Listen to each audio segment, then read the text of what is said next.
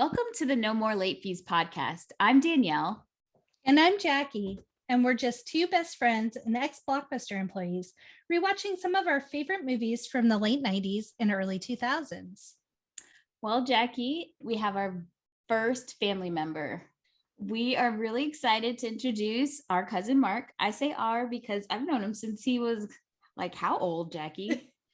Probably 5. Oh, wow. Yeah. This is my baby cousin Mark. Say hello to the audience, Mark. Hello, everybody. I'm 30 now, so not so much a baby anymore. But, we don't have a 5-year-old doing Jay and Silent Bob with us. So today we're doing Jay and Silent Bob Strike Back because it's the 20th anniversary, which seems to be a theme going on right now for us, which, hey, why not? 2001 was a great year for some of our favorite movies. It really was. In this movie, we obviously are following Jay and Silent Bob, characters from a variety of Kevin Smith movies who are getting their own solo movie and taking us on a venture cross country to Miramax. If you want to watch this movie, you can find it on HBO Max. But before we get started, we've got to do our ratings rewind. So you know the drill. Before we get into the movie, we'll reveal the rating our Y2K versions of ourselves would give. Then at the end, we'll see if our current selves agree with our initial rating. Our scale consists of would buy it again. The best, would play and repeat. 5-day rental. Would watch again. 2-day rental. Okay, but nothing to write home about. And same-day rental. Trash. Straight up trash. All right, Jackie. So what was your rating? Well, I love Kevin Smith. He is my favorite director. He makes such intelligent but irreverent movies, and I so appreciate that he can kind of make fun of himself. I love potty humor. I love dick and fart jokes. So like anything he makes is right up my alley. And so Y2K Jackie would buy again. I own this movie. It was actually one of the first double DVD packs in the clamshell that I owned. Mark? 100%. I would buy that movie. I was 12 years old, I think, when the movie came out, somewhere around there. So just hearing the jokes and the cuss words and it's what I grew up on. I don't know. Something about it when I grew up was just awesome. It was one of those movies that it's kind of hard to say now, but you feel like you would watch it again and again and again for years and years to come. Yeah. Yes. So, and in hindsight, Kevin Smith is an awesome guy, but it just felt like one of those movies. And then when I found out, I think Jackie was the one that put me on to IMDb and all that stuff, like way back in the day. And I didn't even know Silent Bob was the guy that made the movie. So just like that was like some cool stuff, you know what I mean? To actually see a character in the movie was the guy that wrote and directed and blah blah blah blah, all that stuff. Yeah, it was awesome. Yeah. So like that just kind of blew my mind too about the movie. So would buy 100%. Okay, so this is gonna be a shocker. I've never seen this movie. What? I mean, her track record precedes her. Either hasn't seen the movie or she doesn't remember it at all. Not all the time. But so I think my brain should be studied. Because I don't know. I don't know if it's the fact that you, Jackie, love it so much, and I love other Kevin Smith films, that in my brain, I said, I've seen that. I love that movie. No, I have not. There was not one part of that movie that felt familiar. Like, yes. early onset dementia. I wish I had that with some movies. I wish I watched this for the first time again. So lucky you. It was like walking around, and it's like waking up and it's your house, but you don't recognize anything. That's what the movie was. So yeah, I have some fresh views of this film. You don't remember characters or? I remember the characters, but I remember them from all the other movies. It's true. It is like a weird blend because he Yeah, brings yeah. in other characters from the Views universe. So Yeah, so all the fanboys don't hate on me. But I've her never brain seen, her brain is just brand new. it's like a baby. Like a baby. You don't remember this movie? That's crazy. Again, awesome at the same time. I know but no, I really think like sometimes it's really because I didn't remember it. Like when we did Heavyweights, I didn't remember it, but I know I watched it. I don't think I saw this movie whatsoever. So let's dive in. So obviously we are introduced to them as babies. We find their meet cute, like how they met. Yes. Kevin Smith, Baby Bob, is played by his daughter, Harley Quinn, in her first role. And so they meet outside a Quick Stop. Both their moms just kind of park them in front of the Quick Stop and abandon them. Which I love that. Like at first I was like, oh, nobody's gonna talk about these babies just sitting outside. But that man like really did call the mom out. Yeah, called Jay's mom out, like, so I guess you want your kids to be kidnapped. She's like, the other one's watching the other one. I'm like, lady, really? And then you see she uses the word fuck. Oh yeah, just little disclaimer. There's going to be a lot of cursing in this episode. More than we normally do, which yes, is not because lot. I'm here. No, it's not because Mark's here. It's because we're gonna have to quote some of this movie, and it is literally a fuck. I'm gonna say who had the stat? Who had the stat on how many times? I did. I do. Let me find it in my note. Fuck was said in some variation 248 times in this movie. I just that's heard. That's I know. That's it. Yeah, that's it. And that, you know what? Cursing is not bad. I just saw on the news that, and when I say TikTok? news, I mean TikTok. Heard on the quote unquote news that people who curse a lot are actually very intelligent. Yep. So there you go. Form of expression. Yeah. I like to say. Jay's mom throws a bunch of F-bombs out, and so he starts repeating her, and it transitioned to adult Jay. Still just throwing out those fucks, making little songs. They're still holding up the wall at the Quick Stop. Is it not the best opening song to a movie ever? Oh, it's so I still catch myself singing it randomly. And like as the scene's playing, I'm like singing along. Yeah. Motherfuck. Obviously, they're the local drug dealers outside the Quick Stop, much to Randall and Dante's chagrin. They're very upset. Randall and Dante are from Clerks and Clerks 2. Were Kevin Smith's first movie. Well, Clerks was, right? Clerks was Kevin Smith's first movie. And that was the first introduction of Jay and Silent Bob. And this is the fifth movie in the View Askew verse. I can never say that. I was thinking to myself, oh, Jackie got that. I knew how to say it. And their first leading roles, they've always been support characters. Jay also makes reference in the scene to God herself, which is a nod to Dogma, which I really love. Shout out Alanis. Randall and Dante like piss Jay and Silent Bob off because they want them gone.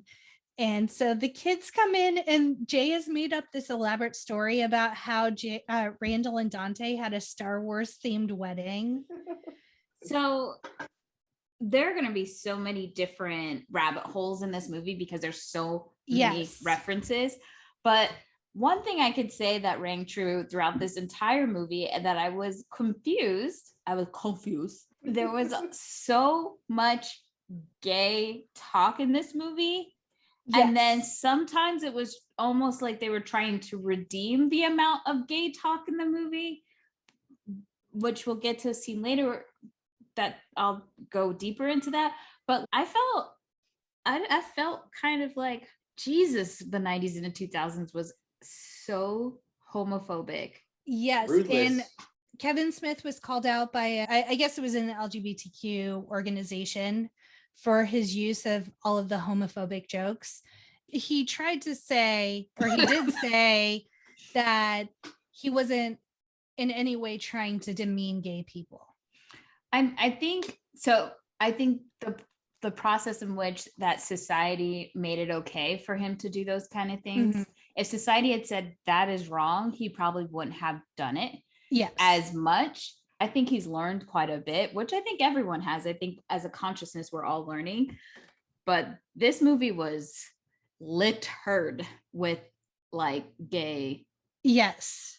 comments. Almost, I would say a good 80% of the jokes Yeah. were. And look, I'm not trying to be a Debbie Downer. Like, I love my old 90s comedy, but because I don't have the nostalgia with this movie, and as I'm watching it, Yeah. I'm just, what the fuck is happening? Every second there's a dick joke, but a gay dick joke at that. Yeah. So, yeah. I'm off my soapbox. We can continue. That's okay. So Randall and Dante get a restraining order against Jay and Silent Bob. They can't hang out at the Quick Stop anymore. Why did it take them so long to do this in the first place? Who knows? So then they go over to Brody's secret stash. Brody is played by Jason Lee. Two people in this movie because he's two different roles in the, okay, I'm going to try the View Askew universe. I don't know how to say it. So Brody is the character from Mallrats that Jason Lee plays, and he now owns a comic book store. And he tells Jay and Silent Bob, hey, why are you selling dime bags outside the Quick Stop?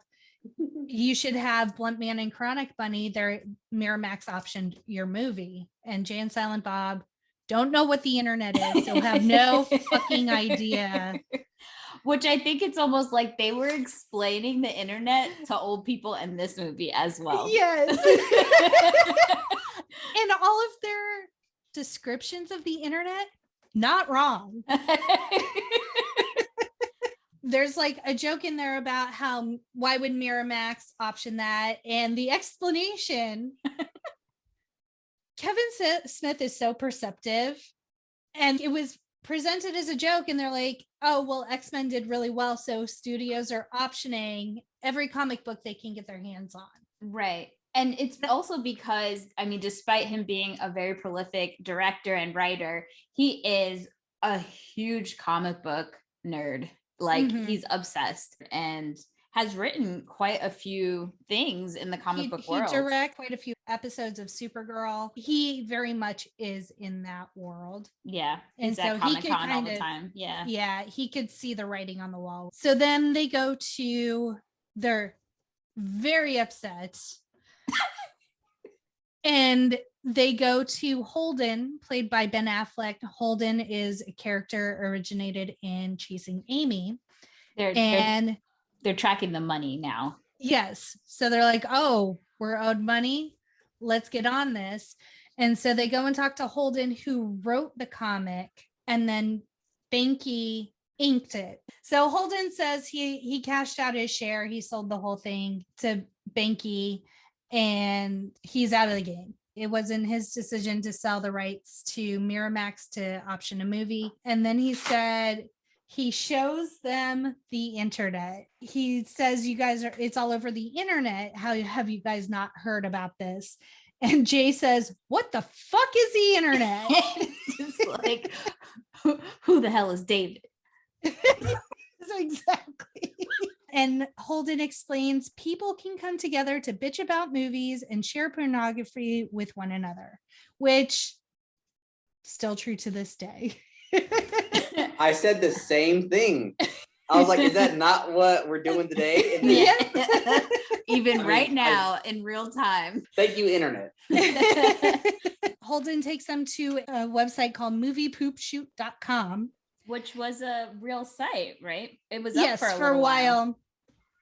And remember forums Yes. where you would just go to bitch about things. It's like the Reddit of the 2000s. Exactly. Yeah. So that's essentially what Movie Poop Shoot is. And then there's some sort of Ben Affleck and Matt Damon joke. I didn't write it down. I just wrote Ben Affleck and Matt Damon joke. This movie is so meta to like the nth degree. So yes. That is the perfect description of it. Because I was like, wait. So again, so many rabbit holes. Yes. And then we get the iconic quote from moviepoopshoot.com. Fuck them up their stupid asses. Jay is like, well, how do I find all these people on the internet so I can kick all their asses before they ruin our good names? And Halden goes, first of all, I don't know how good your names are. Right. Another true statement, the internet has given everyone in America a voice. Ain't that the truth? And then Halden goes on to remind them that they're not actually talking about Jay and Silent Bob. They're talking about Plumpman and Chronic fictional characters. Yeah, which I was like, what is he trying to do fake sign language? What is that? He really was. Oh, so problematic. Yes. We get our first fourth wall break. They say a Jay and Silent Bob movie. Who'd pay to see that? And all three actors turn and just look at the like dead down the camera. I said when they did that, I looked at them and said, I didn't pay for this shit. Don't look at me. I'm watching this on my streaming. Thanks. Then Jay proclaims, come on, Silent Bob, we're going to Hollywood. And then bitches don't have money for bus fare. Like, how are you planning a trip and you don't even have the necessities? If you don't have money to go on the bus, how are you going to eat? And just logical things. And there is no logic. My favorite line when they go onto the bus without a ticket and then realize very quickly they have to get off because they don't have a ticket. They go, wait, man, when did it start to cost? That shit used to come to our house when we were little, pick us up to go to school. And I'm just like, oh, why? They live in their own special little world. Yes. Well, Jay does. So they have to revert to hitchhiking because they don't have bus money. They meet a drifter played by George Carlin who explains how sex workers work in the street. Because that's essentially what it was. It Unwritten rules of the road. Yes. And then he says it's in the unwritten book of the road.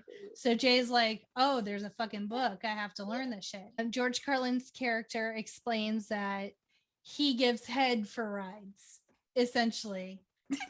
And so Jay's like, oh man, okay. Some people do it for less. So can we hate on the man? Not really. It's a symbiotic relationship.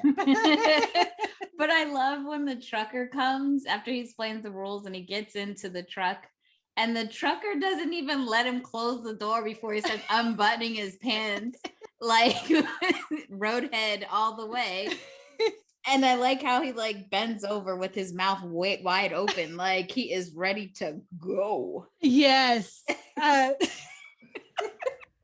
So then this very sweet station wagon pulls up next to Jay and Silent Bob, and it is a nun played by Carrie Fisher. We don't know where she's going.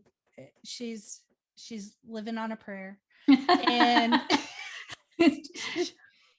she has the Buddy Christ in her windshield from Dogma. Correct, from Dogma, and she's just doing them a favor. But Jay, in all of his infinite he confusion. Okay, so yes. He doesn't read social cues. He thinks all social cues, just all social cues have to be sexual. Yes. And so the nun they both get in the back seat like they're in a taxi or Uber. And she's like, you guys don't all have to be back there. You know, come sit up front. So Jay takes the bullet because he just learned the rules of the road. he thinks he's going to give a nun head. Yes. And she starts talking about the good book, and do you practice your teachings of the good book? So he's like, oh, that's that fucking unwritten book of the road, which further confirms that he needs to give this nun some head to pay his way. So needless to say, they're quickly thrown out of the car. Yeah. And then there's this weird scene with the mystery machine shows up. Yeah, so their next ride is with the Scooby-Doo gang, or pretty much everyone dressed like Scooby-Doo and I don't know, it's Scooby-Doo. But I think that was probably like a joke, because originally Kevin Smith wanted Matthew Lillard and Freddie Prinze Jr. to be in the movie because they had been in so many Miramax movies, but they didn't do it. They were shooting Scooby-Doo at the time, so they had to decline. That's right. I was getting to a point. I started and I got off base. So then you realize it was all like a fever dream for Jay. But was it? I think it was. Because they passed out. So I thought maybe they dropped him off. Yeah, I wasn't sure, because they weren't in the same spot anymore where they got picked up. No, they were in Kansas City, Missouri. Yeah. When they woke up. Mark, was it a dream or was it real? Did they get picked up by the Scooby Gang? These guys smoke so much weed. They were part of the Scooby Gang. Yeah. If they believed it, they were it. I mean, honestly, it could be that they never even left where they were. Right. This could have all just been a bad trip. Yeah, 100%. Then we hear the swell of the movie's theme music, and it made me smile so goddamn hard. So we see them enter movies. For some reason, movies has a computer with the internet. I said the same thing. Yeah. But okay. You know what? McDonald's back in the day used to have something similar where it was like, but I think it was like games. It was super weird. And the way that it looked reminded me of it. Yeah, I was happy with the play place. A whole computer and internet access. So then they look up moviepoopshoot.com again, and there are more trolls hating on Blunt Man and Chronic. Jay's response is, "You are the ones who are the ball lickers." He's like literally screaming out loud in this public place. I'm surprised they didn't call the cops on them. Yes. Well, it gets worse, because then in walks Justice, played by Shannon Elizabeth, and Jay has the fucking biggest boner ever. Not even a joke, but like a real boner is happening. The funny thing about that character is that they actually offered it to Heather Graham. They wanted her to be in it, but she couldn't wrap her brain around why, or her motivation of why the hell she would like Jay. So that's Heather Graham, you're not wrong. Yeah. And then this is when Jay introduces Silent Bob as his hetero life mate, which is what I call Amber. She's my hetero life mate. And then Justice wears glasses because that was something that Shannon Elizabeth suggested, because Justice is blind. Shannon Elizabeth. Dive. Let's not. Let's not try to be smart in this movie. So there's a guy who plays a PA later on in the movie, and I think that was her husband. I don't know if they're still together, but I think that was her husband. Yeah. That makes sense. I knew I recognized him from something. That's who he is. Yeah. Thank you. You're welcome. The brain still works sometimes. Let me just go back to Jay's boner. Yes. Please elaborate on again. So from people that watching this, Shannon Elizabeth was in a movie a couple years prior. Yes. She bared full chesticles. She did. Sweater meats were out. So I understand Jay's boner situation, and then he puts the cup on his boat, or Silent Bob does, right? Yeah, Silent Bob, to so notify him that your dick's out, dude. So in that moment of time, I fully understand where Jay's coming from, because dear God, Shannon Elizabeth is hot. Yes. Oh yeah. So 12-year-old me was like, yep. I Same Z's 100%.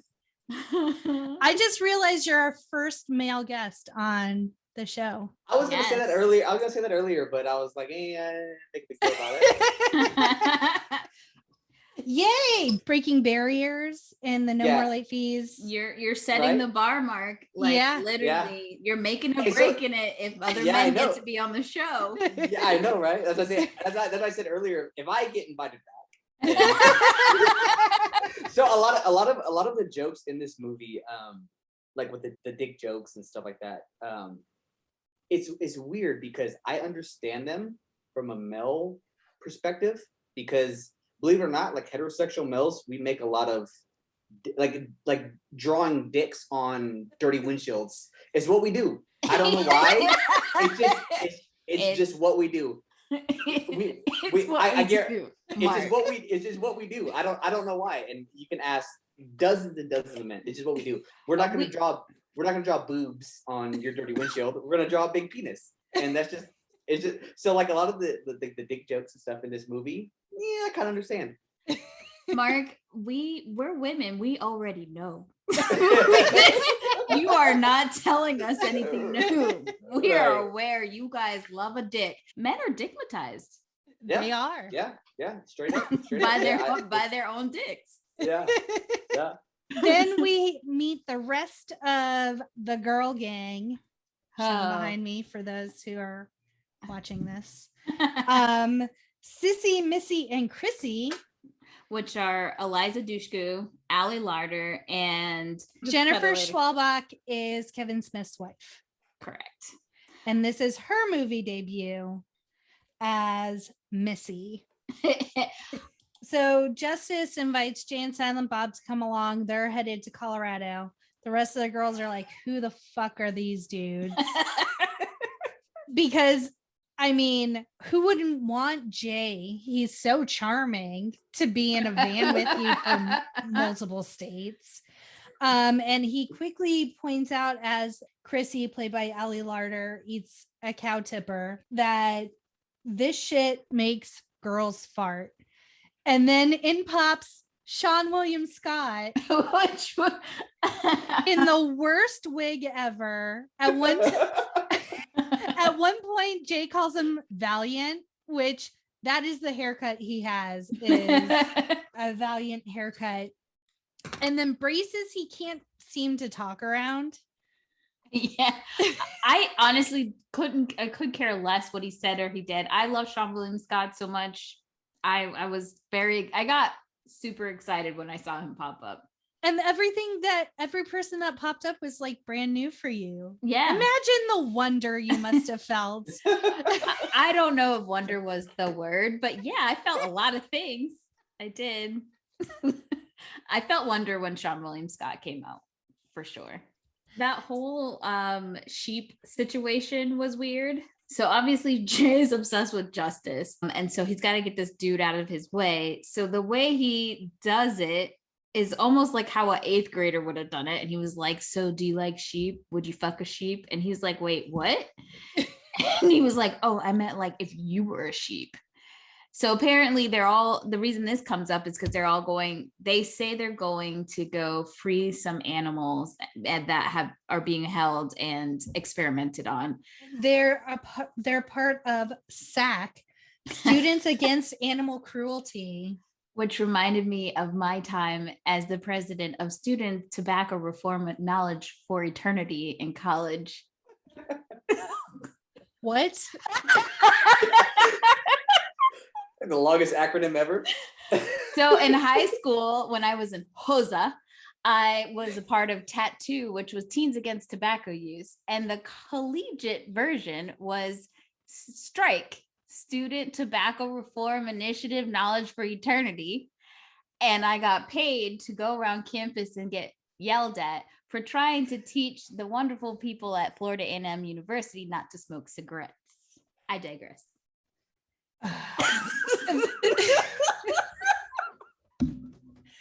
You learn something new about me every day, I Jackie. do. Learning and growing as people. I don't think I would be any more surprised if you had told me you worked for Shield or Sword.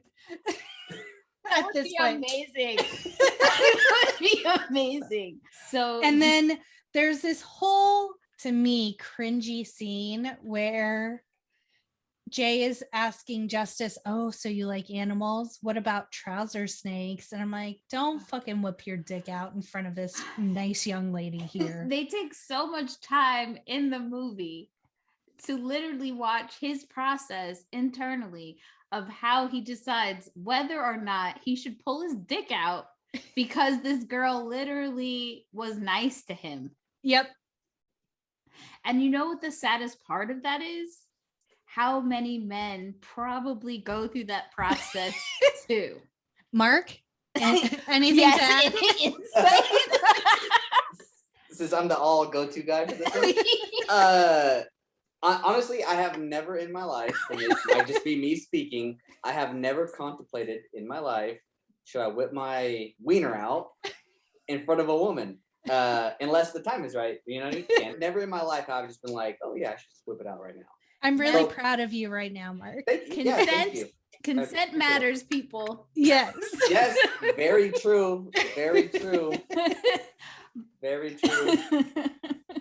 We forgot that they kicked out Sean William Scott. Like, oh yeah, after he says he would fuck a sheep if he was another sheep, but Jay omitted the if I was another sheep part. So then the next scene is they stop at a convenience store, and I really love that Jay and Silent Bob try to like lean up against the glass and stuff, and they can't get comfy because it's not their convenience store.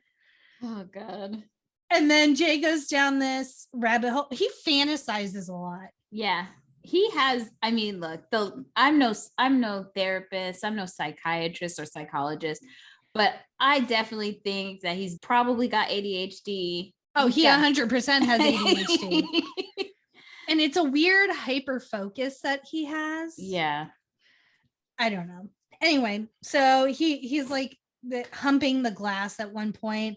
The girls are talking about how Sean William Scott character Brent was supposed to be their patsy, and now it's up to Justice to figure out how to get Jay and Silent Bob to agree to go and steal the monkey or release the monkeys or whatever while they continue with their plan. And so Justice is a little annoyed because she thinks that they're innocent and kind, and she doesn't want to do that to them and the rest of the girls.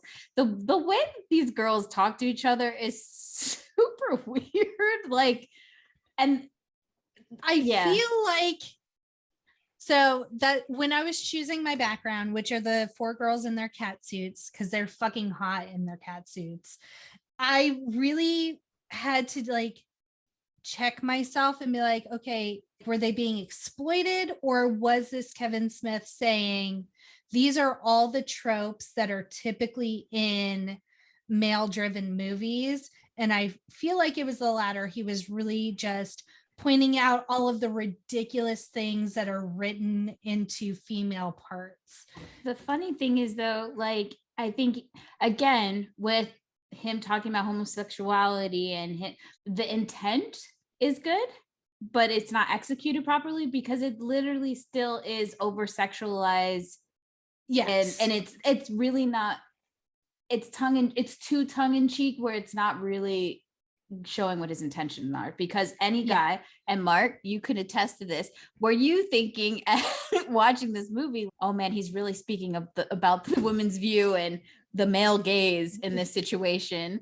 Or were you like, damn, they look hot and these cat suits? So obviously early on, that's all I cared about was just, dang, these girls look good, you know, that stuff. But rewatching it now, it's just like, even with some of the gay jokes and stuff like that, there's a scene we haven't got to it yet where Jay literally is sucking on a wiener with a hand motion. Yeah. And it's still funny, but just knowing like today's audience, you're like, oh, that probably shouldn't have been shown. Yeah. And I think it's just everything is like time relevance, right? So it's just that kind of thing. It's like back in, like, I don't say back in the day, because I mean I guess it is like 20 years ago, but Yeah.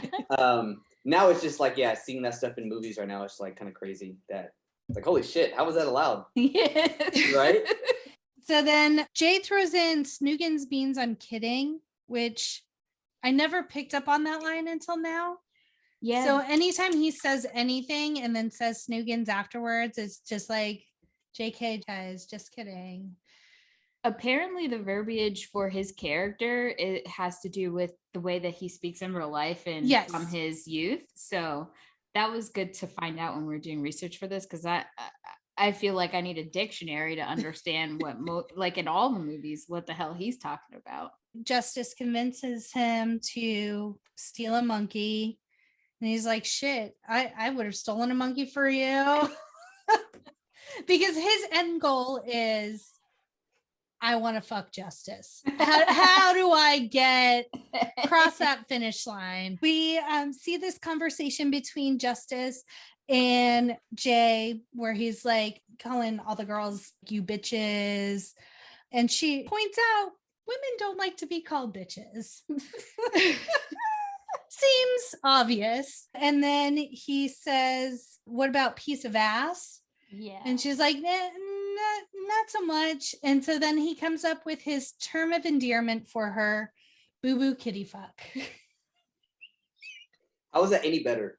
I literally just want to find my soulmate so I can call him boo boo kitty fuck. Please do. BBKF. Yeah, and I do want to say it like boo boo kitty pause fuck. Like I feel like that will cherry on top. Yes. And so then they asked Jay about the clitoris. And you could tell in his eyes that clitoris. He I don't know why I know. said it like Dolores. But he looked like, I don't fucking know nothing about no clitoris.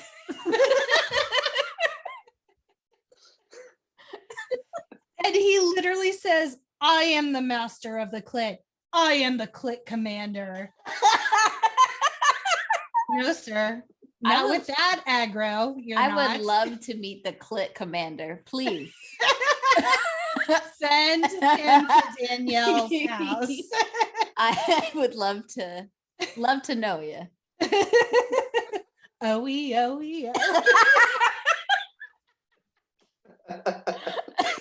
Oh.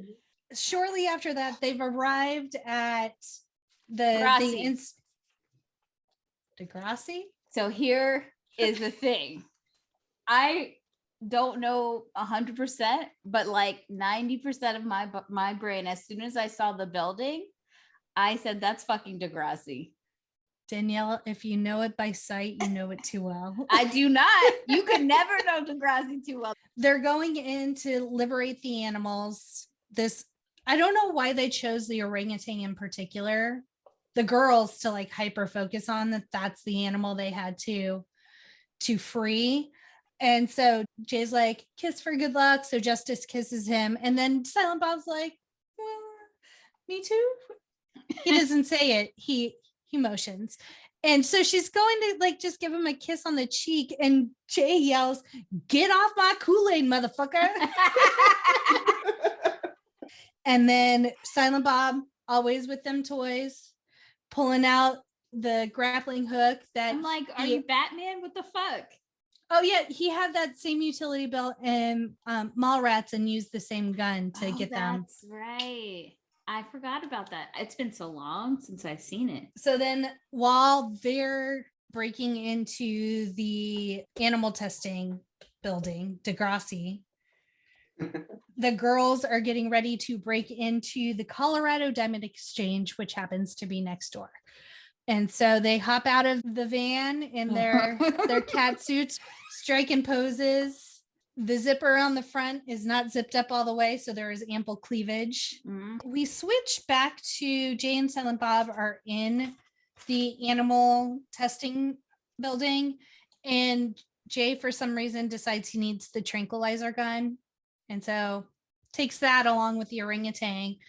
And then Silent Bob is very sad about the other animals they're about to leave behind. So they end up freeing all the animals. And while that is happening, the girls go in. They have this mini backpack that's filled with pink accessories. They have a noise detector because the Diamond Exchange has like a sound alarm, and it's shaped like a birth control compact. Yeah. I was like, what the fuck? And then like the fog that they use so they can see the lasers that they have to do flippies through looks like hairspray and stuff. So it's all very pink and very girly for their jewel thief espionage. Yeah. And so they have to jump through all these lasers, very entrapment a la Catherine Zeta-Jones. And Eliza Dushku gets through, Shannon Elizabeth goes through, and then Ali Larder goes through. She flips on the wall instead of the floor. When she lands, it just looks so unnatural and fake. I was just, it takes you out of it a yeah, little bit. yeah. Not that any of this movie is believable in the least, but that was the thing. And then her fart face is perfection. Yeah. I love the face she makes when she inadvertently farts, because that skinny stoner was right. And movies makes girls fart. So the alarm is set off. They smash and grab, get to the van. Somehow they have a second car. Yeah. And so how did that car get there? Or did they steal it? Who knows? So they have this convertible getaway car. They put a bomb on the van. And so as Jay and Silent Bob are running out with Suzanne the orangutan, which also I feel from like Mallrats. Which I feel like they've hurt the poor monkey when they fell back. Like yes. Yeah. That monkey in this, well, it's not a monkey, it's an ape. Yeah. It being in the sack, I don't care for. Yeah. So the van explodes and throws everyone back. The police have just arrived at that time. And so everyone's thrown back. Jalen and Silent Bob are able to get away because everyone's discombobulated. And so now they're on the run with this orangutan named Suzanne, who is precious. And where do they go on the run, Jackie? A fucking diner. They are wanted. They're wanted criminals, and they don't just take it to go. They're literally sitting there like a family having a meal. The orangutan is feeding Silent Bob an ice cream sundae. So crazy. And then we're introduced to Will Ferrell's, which it was just like amazing, the amount of talent in this movie, and it just was so wasted. I love Will Ferrell, and I don't think I've ever seen a movie where I don't find him funny in it, and that's what happened in this movie. I did not laugh at one thing. I was very disappointed. So he comes in and he tells pretty much the cops that he has jurisdiction because he's like a wildlife. He's a federal wildlife marshal. Yeah, like what? Yeah, right. No. And so Jay and Silent Bob, they have to get out of the diner. And so they see this kid with a surprise movie sweatshirt. And so they put it on the orangutan and put the hood up. But the reason they're even in that situation is because they do get caught, and the sheriff and all his men are there again. The sheriff is played by Judd Nelson. If you're an 80s fan, you'll know who that is from The Breakfast Club. So they're like, oh, a same-sex couple with their child. And obviously the sheriff is like, the hell it's not. It's an orangutan. And Will Ferrell's character, the federal wildlife marshal, he's like, well, this is like a PR nightmare. We have to pretend, because they look like, they're pretending to be a same-sex couple or whatever. I'm just like, the nonsensical nonsense of this. There's a shootout because they pretend that they're the couple and that this is a child, and then they try to make a run for it, and the entire police force is shooting at them, and somehow yet they still get away. Yes. At one point, it's shortly after that, they say they received a video from CLIT, which is Coalition for the Liberation of Itinerant Tree Dwellers. And Will Ferrell goes, "We need to find a VCR." And I was like, oh, that dates this movie. Did you know that Charlie Sheen was actually supposed to play the role of the marshal? Glad that didn't happen. There was already enough problematic people in this movie as it It's is. true. They show Jay and Silent Bob and Suzanne just all hanging out. They're like engaged in some sort of weird staring contest with the ape. Well, did we talk about them recreating the fugitive scene where they're at that pipe with the No. waterfall? No, Yes. I blocked that out. So they literally recreate the fugitive scene, and the CGI on Will Ferrell falling down into this dam after Will Ferrell's character falls, then guess they're on the road, like literally standing in the middle of the road together talking. And this is where we hear Silent Bob speak because he's so fucking frustrated because the orangutan gets taken by a Hollywood Critters guy with a car. It's super random that he just found the orangutan, took him, and just kept going. Yeah. Super like, you are weird. mine now. Yeah. So yeah, Silent Bob is trying to tell Jay, hey, there's a sign on the back of the car. He's like gesturing and making like a square with his hands, and Jay's just not. He's just like, fucking speak. What the hell do you have to tell me? They finally make it to Hollywood because they hitchhike, and Jay follows through with the unwritten rules of the road and gives the Jeep lady roadhead, it seems, to get there. And then we run into a fellow drug dealer. Yes, Pumpkin Pumpkin Escobar. Escobar, who's played by Tracy Morgan. And he actually told, Kevin Smith that he should have a sidekick because if he is the West Coast Jay, he should have his own version of Silent Bob. And so they have these marijuana selling cards or something, like register, like they're in the SAG or something, but yeah, for weed. drug dealers. Yeah. Tracy Morgan's character, Pumpkin Escobar, asks Jay if medical has made its way to New Jersey, and Jay's like, not yet. I was like, oh shit, we've been talking about medical marijuana since 2001. Yeah. Shit. Well, yeah, because when we did the Dave Chappelle movie, they were already Half-Baked. Well, yeah, that was all medical marijuana. Oh, that's true. It's been in the works for a while. Yeah, 100%. Then it cuts to a news anchor who's live on the scene at Miramax Studios because we know that's where the fugitives are headed. And she's giving this news report. It's funny because you see the old news anchors from E! News that no longer exist anymore. And it was just like a nice flashback. I was like, oh yeah, I remember them. Yeah. So it's like she's on location giving an update, and the fugitives they haven't been spotted yet. And meanwhile, Jay and Silent Bob are behind her. And like Silent Bob is just like waving to the camera. Why does the cameraman say like, hey, bitch, they're right there. Look behind you. Right. Why does anything happen in this movie, Danielle? I don't know. And one of the anchors is Jon Stewart on another channel as well when he's talking about the fugitives, which so many cameos. Yeah, they're talking about the clit and the labia.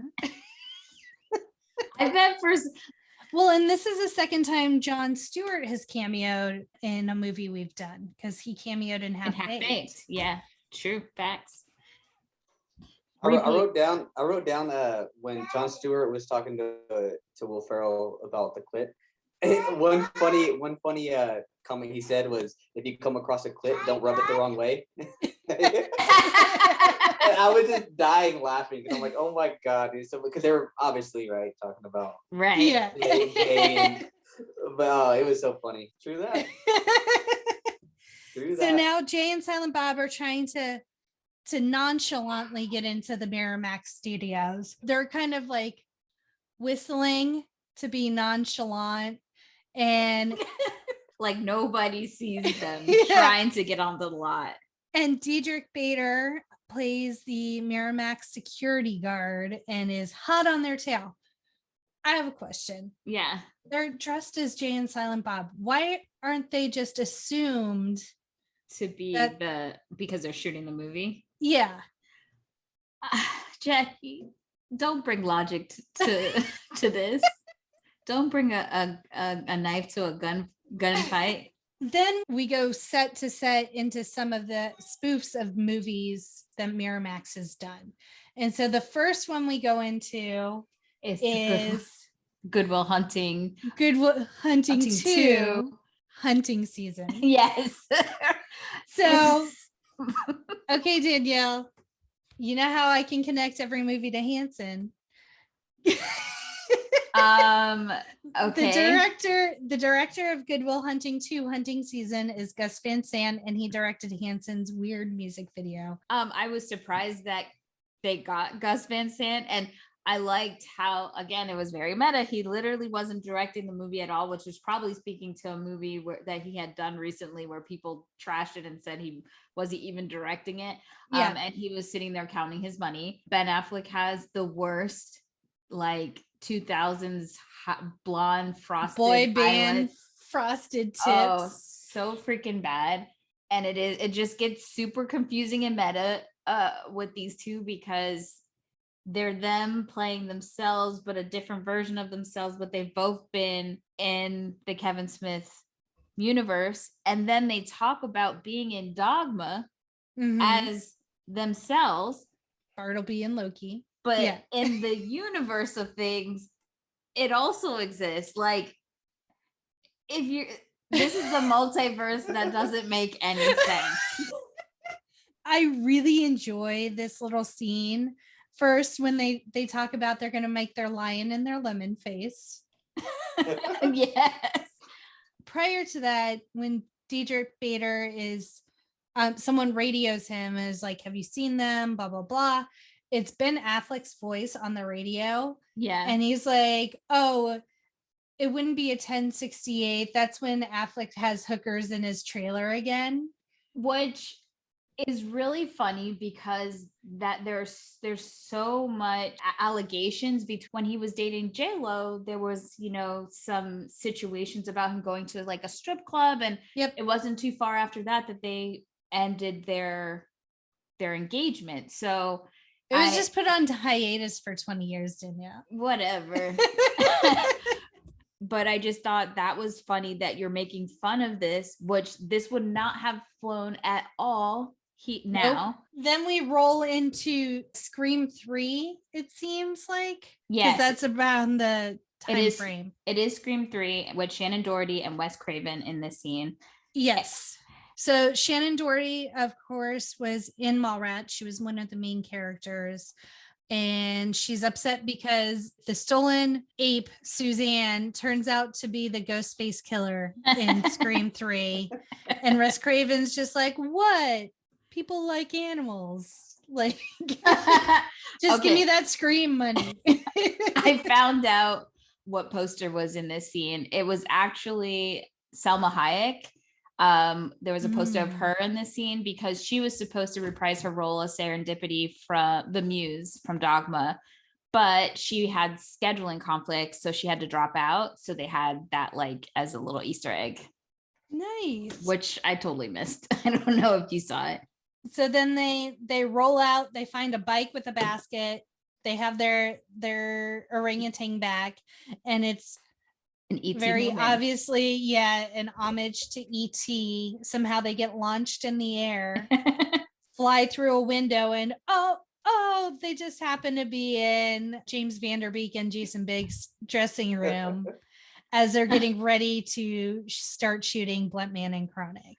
Which is really funny because the banter between Jason Biggs and Van Der Beek is that they're having this banter about the two prominent characters they both played, Jason Biggs in American Pie and Dawson Leary from Dawson's Creek. And I just think it's really, really hilarious because back then they probably wanted to be like real movie stars, actors, and now they would eat up being any reminiscence of, you know, trying to relive their 90s 2000s lives. And then Jason Biggs mentioned he's like, nobody remembers me from anything else like Loser or Boys and Girls, which I was done. Obviously those were his only Miramax movies, so but I was like, dude, nobody You're saw the pie them. fucker. Yeah. And then I love that Jay and Silent Bob make fun of them for those roles. And then he was like, why you let Pacey's take your girl, bitch, or whatever. And I died laughing because at the time, James Van Der Beek and Joshua Jackson were fighting a lot on the show. Like they were not for cool on the show. So I'm like, I wonder if that bothered him. And then he also asks Jason Biggs, hey, did you ever get to third base with that Russian chick, which is obviously Shannon Elizabeth, who plays Justice in this movie. So another very meta encounter. I love in this scene where Jay just yells, "You're the Dawson." But when they ask him, he's like, no, I didn't. He didn't get with Shannon Elizabeth. But then Vanderbeek says, when they ask like, oh, did you ever hook up with Joey? He then goes, oh, it's a funny story, which I think is a dig because Katie Holmes was dating Joshua Jackson the duration of that show pretty much. So I was like, look at that, you little asshole.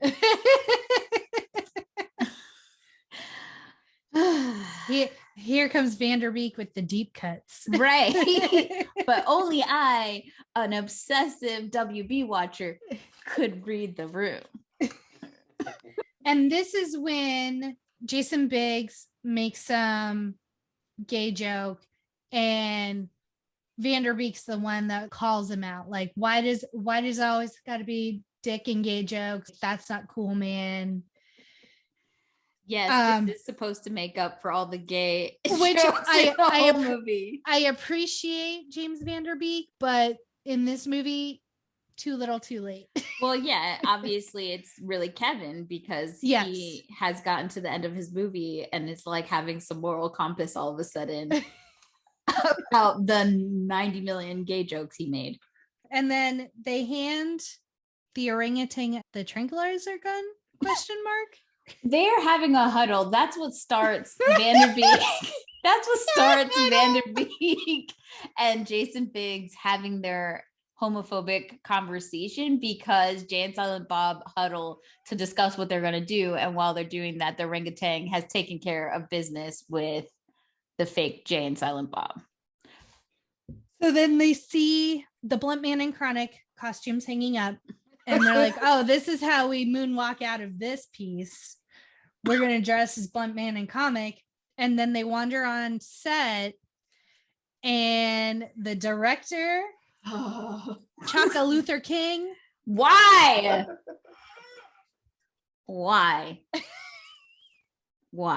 You know, I did not complain once that there were no real Black people in this movie until we get towards the end. And then when we get to Black people, which we get a very small cameo by Tracy Morgan, we get Chris Rock, who plays a drug dealer.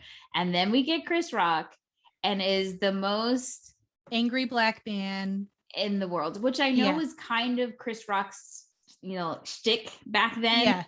Yeah. But it was to the nth degree, though. That was not like, because I listened to a lot of Chris Rock stand up and that wasn't even the level that he was on. It was just so it was stupid. It wasn't even like that I got angry because it was just a stereotype. So over the top. It was just so ridiculously stupid and just pointless and not funny. I think that's what irritates me when you have really good, funny people and I'm not getting a laugh out of it. And I was really agree. disappointed.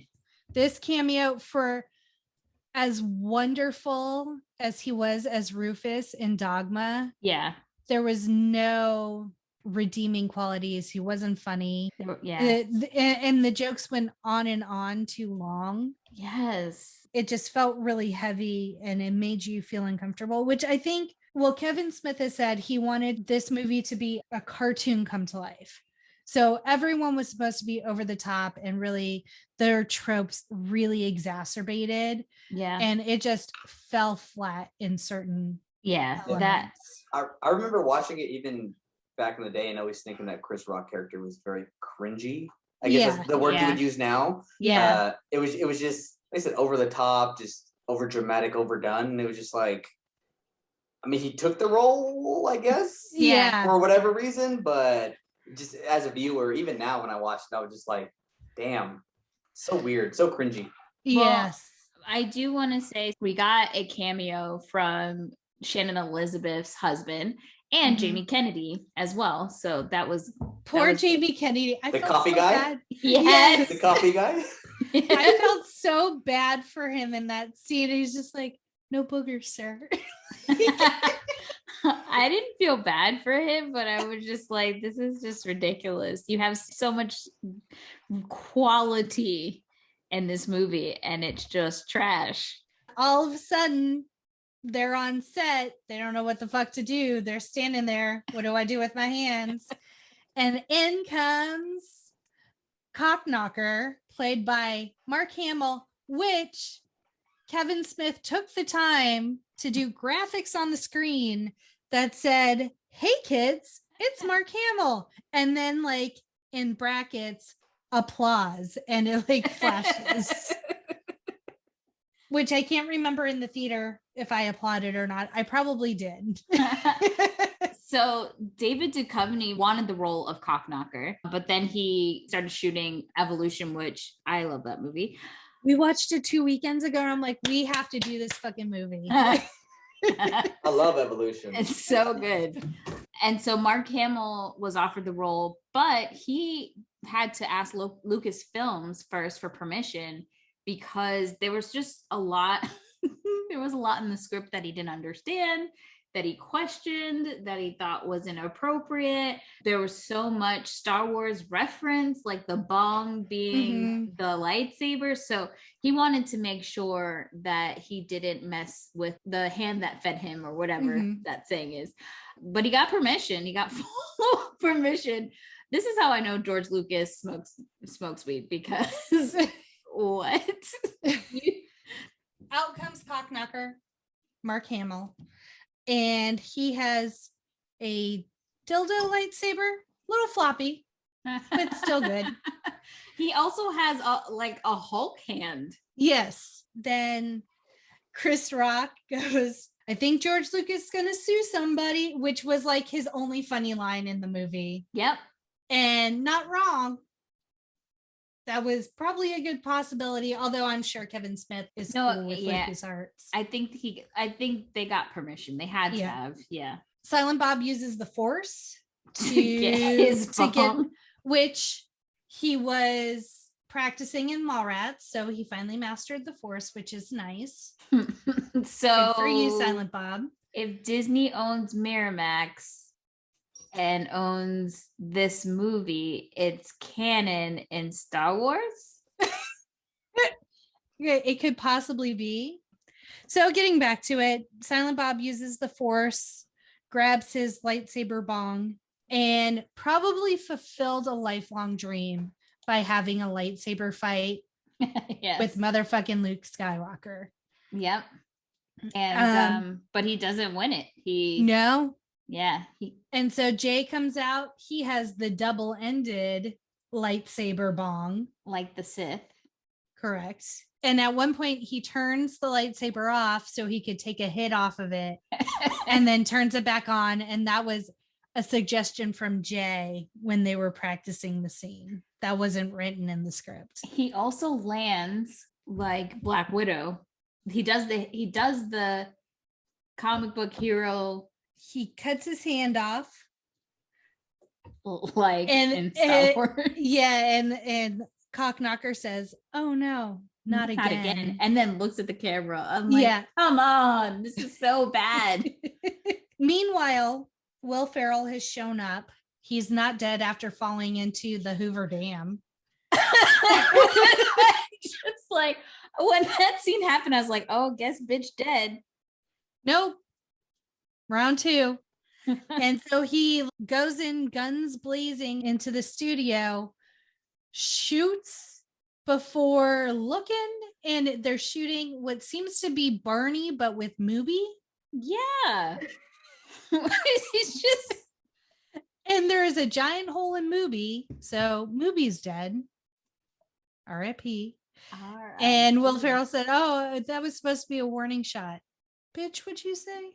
Yeah, that was bad. So then he walks into the actual set that he needed to be in. And just as he's walking in, Justice shows up with the diamonds because she has seen all of the news coverage about Jay and Silent Bob and how they're wanted fugitives. And she's like, fuck it, doing this all for loving. Mark, so everybody's just getting on the set, huh? Like security's not letting them in, right? Yeah, that's how it is. That's how it is in Hollywood. Security was not tight. Maybe because all the security guards were looking for Jay and Silent Bob, like everybody was able to get in after that. Well, there was when they first get to Miramax Studios, there was that one guy. He had it was like not a top hat. What kind of hat did he have on? But he was like a super cringy, also like little security guy. Yeah, it was very weird in the movie. The whole movie is just like, what the fuck? But Kevin Smith like blends everything together to where it makes sense in a reality of shit not making sense. If that makes sense? I don't know how to explain it. That's basically what it is. I don't know what happened, but I was entertained. Exactly. Yeah. So Justice shows up with the diamonds and proclaims her love for Jay. Again, Heather Graham not wrong with the not at all. Why the fuck does Justice love Jay? Yeah. And then doesn't Missy, Chrissy, and Sissy show up with guns of their own? Mm-hmm. And so now it's just a big fucking shootout. Yeah.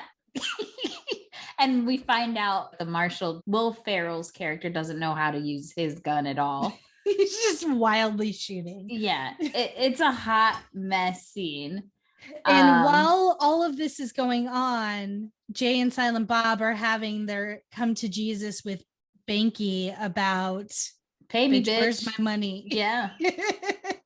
And then this is when Silent Bob breaks his character for the second time and explains the legalities of what Banky did and how he was in breach of contract because they agreed to their likeness in print, but he had to renegotiate for other mediums. Yep. So Banky says, okay, I'll give you half. And they kind of don't say anything. He's like, okay, 2/3. And then Jay says, no, you said half. Again, learn fractions, bitch. Everyone is kind of knocked out or otherwise incapacitated. And so Justice learns that Will Ferrell's character originally wanted to be an FBI agent and failed. That's why he's a federal wildlife agent. And so he has friends in the FBI. And she said, if Jay and Silent Bob are let go and I get a reduced sentence, I will turn myself and Missy, Sissy, and Chrissy and the diamonds. Yeah. And the diamonds in. So Justice pretty much makes a deal. Oh, and they get to keep Suzanne the orangutan. Why? That poor animal. She's part of the family, Danielle. Okay. And then she is their child. And then they proceed to realize they now have money, lots of money. And so that affords them enough.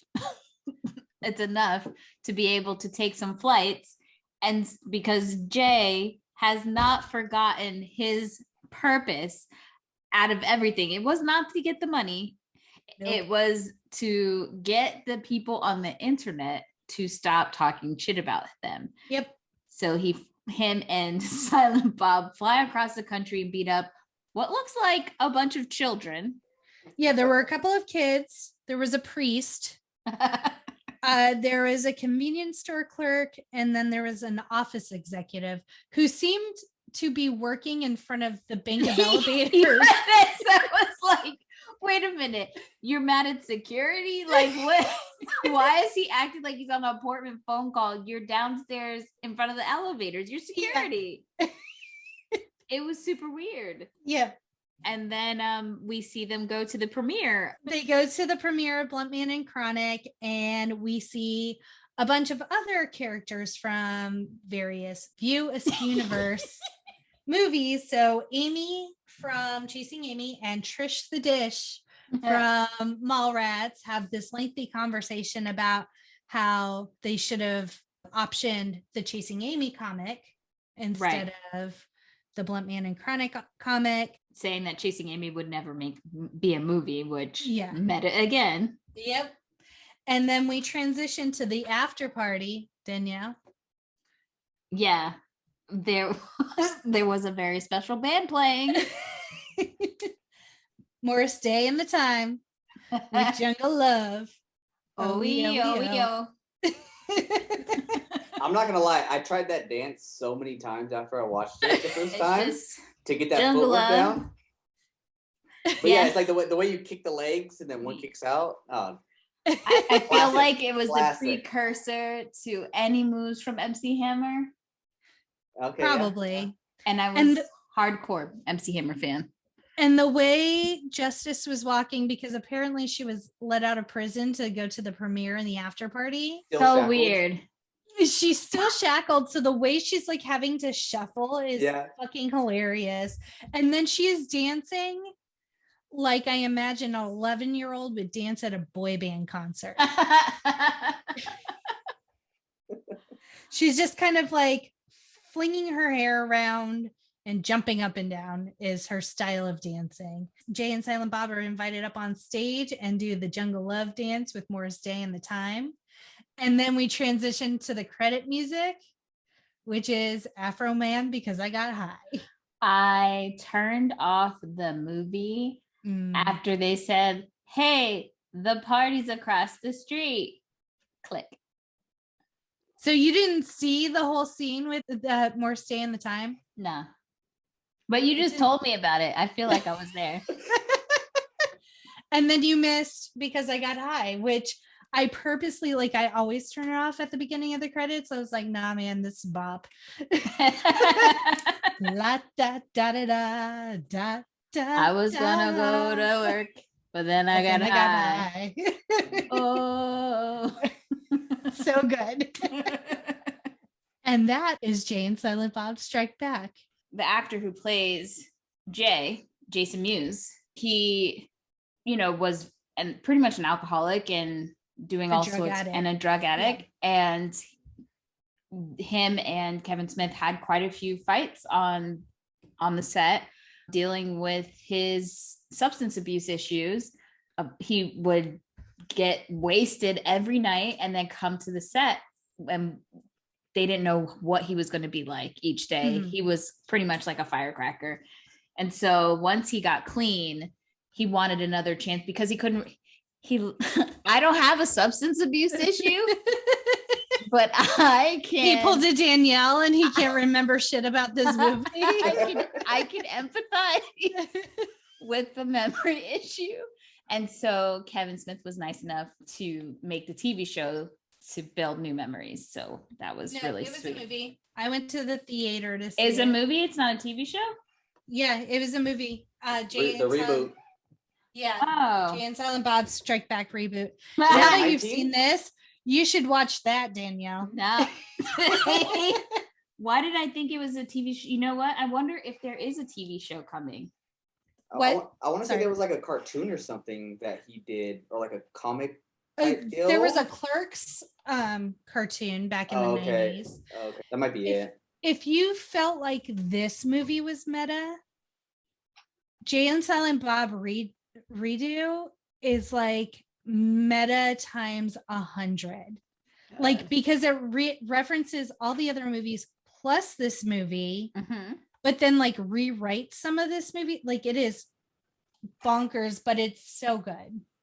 I enjoyed it, but I enjoy Kevin Smith. So, And then they reference Magnolia Fan a couple of times as being one of the trolls on the forum. Mm-hmm. And Kevin Smith put that in there because after Magnolia came out, he was posting on the forums like about how terrible Magnolia was, and a lot of people came for him on the forums. And so he put that Magnolia Fan in there as kind of like a fuck you to all the Magnolia fans. Oh, the cat suits the jewel thieves wear during their heist are inspired by the outfits worn by Black Widow and Black Cat in their respective Marvel comic books. Oh, Jay and Silent Bob does pass the Bechdel test. Missy, Sissy, Christy, and Justice discuss their heist, Justice's place in the gang, their motivations, and in a deleted scene, their sexual relationships. While many of these conversations stray into discussing the male characters, there's still definitely back and forth lines that do not. The movie definitely passes. and just remember, audience, the Bechdel test is literally the most basic test for how women interact with each other in a movie. The guidelines that they have to meet is it has to have at least 2 named women in it. They have to talk to each other, and they have to talk to each other about something besides a man. Very baseline, and you would not imagine the amount of movies that do not pass this very, very basic test. Yeah, so sad. Mark, did you have anything in your notes that we didn't cover? Let me take a quick gander. Well, the thing is, I watched this movie so much that like I could almost listen to it and just watch the scene. Does that make sense? So like so much of it, like I just listened to and I would just doodle, and you know I like to draw and stuff like that. So yeah. But no, I mean other than that, you guys covered way more than I even expected. Okay, so I'll start with you, Mark. What is your rating in obviously your current day rating for this movie? So I would have to give it a 2-day rental. Okay. And the reason being is if it ever pops up on TV, I'll stop and watch it. But just spending money on this movie, I don't see myself doing it. I think also too, I've watched it so many times. Like I told you guys before, is I could listen to it and basically imagine every scene of this movie. I just watched it so many times. I just don't see myself buying it. So 2-day rental, not a bad movie. Still love it. I think a lot of it too is just nostalgia for me. Yeah. Growing up, listening, watching some of the stuff for the first time. It's just more of that. The draw is, oh yeah, I remember the first time I watched this, or what I was doing when I watched this. What kind of life experiences I was going through at that time. So so that's what draws me back to this movie. But 2-day rental. I will agree with my cousin, and I will give it a 2-day rental. Like you said, it just didn't.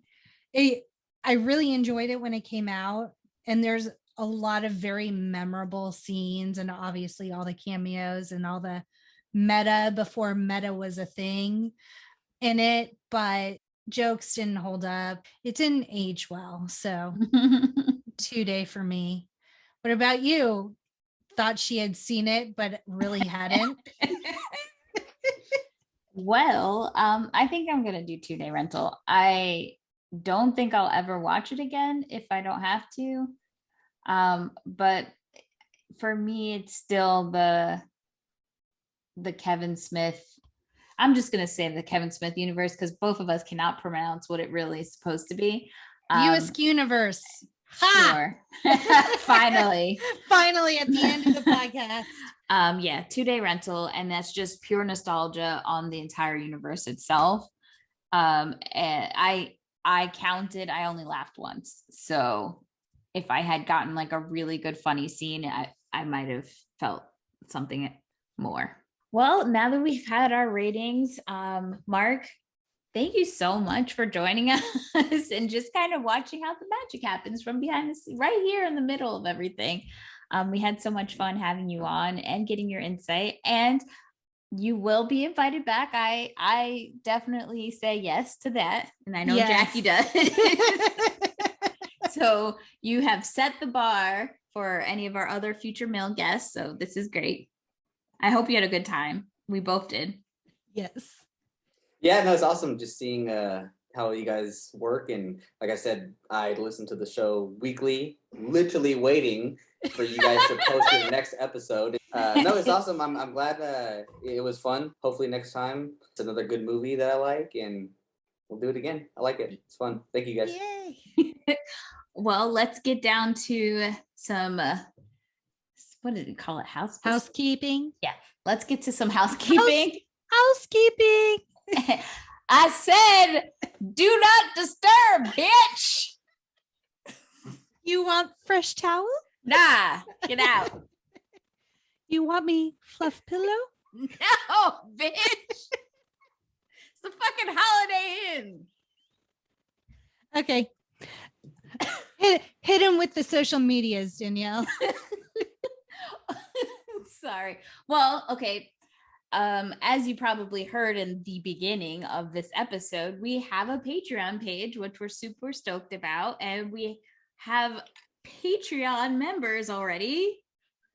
Yes. I feel like we need to give our Late Fees Patreon besties a shout out because I'm so excited every time I get an email.